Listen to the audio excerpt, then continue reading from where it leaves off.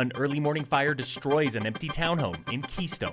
Phil Lindeman, Krystal, 93 News. Before sunrise this morning, Keystone resident David smelled smoke, wondering who made a fire so early. Then he got the call and saw the flames. So I came over here about 6:30 right away, and there were just flames shooting out of Unit 1. I was completely engulfed in flames, and of course we're worried about it spreading into his place. That fire destroyed an empty townhome in the enclave at Keystone, directly across Highway 6 from the River Run Village entrance. It started in a third-floor bedroom around 5:45 a.m. and threatened two neighboring units. The closest unit is owned by David's 88-year-old father-in-law, currently in Wisconsin. It's just really, really sad.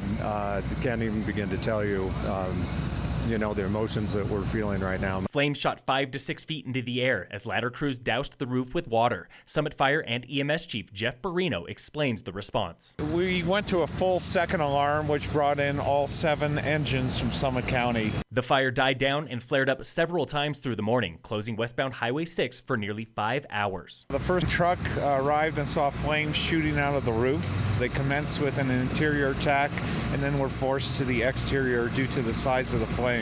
About 32 firefighters were on scene. Crews even went through a shift change while fighting to protect those neighboring units. We are worried about roof collapse at this time due to the amount of water that we had to squirt in the structure. Obviously, the snow's weakening it as well as what the fire has done. Roughly 14 people evacuated from a third unit on the far end of the complex. The fire was extinguished by 11 a.m., but David expects sweeping damage to his father-in-law's townhome. We hope for the best, but we're kind of looking at the worst right now. Officials do not know yet what caused the fire, pending an investigation. Meanwhile, holiday crowds were crushing a fresh 4 inches and falling of snow over at Keystone. Mackenzie is spending Thanksgiving weekend in Breckenridge, and she's loving the early season. Yeah, I am out here because it's the holiday season and we're getting jolly with the powder. So is Keystone local Elise, making her way to the nearly empty Outback. Man, it's been the best early season I've ridden in years. Riding the River Run gondola were Ross, Oliver, and Carmen from Castle Rock. We just decided to come up here and spend Thanksgiving up in the mountains. The three did not have skis, but Mom says young Oliver is ready for his first turns ever later this season.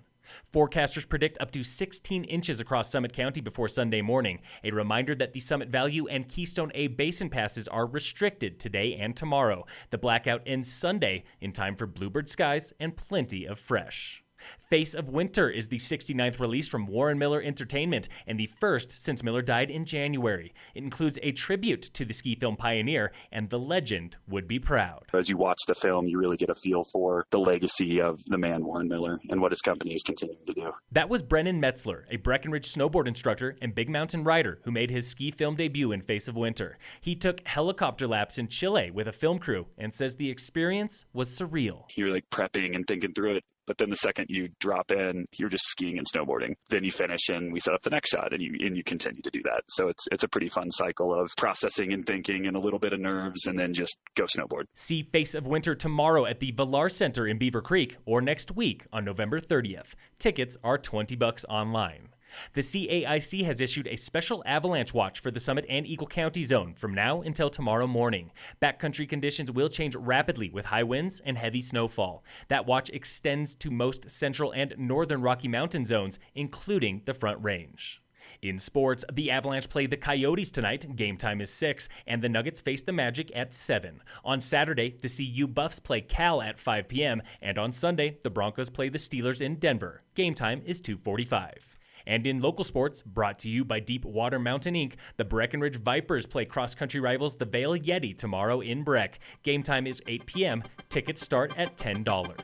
Phil Lindeman, Krystal, 93 News.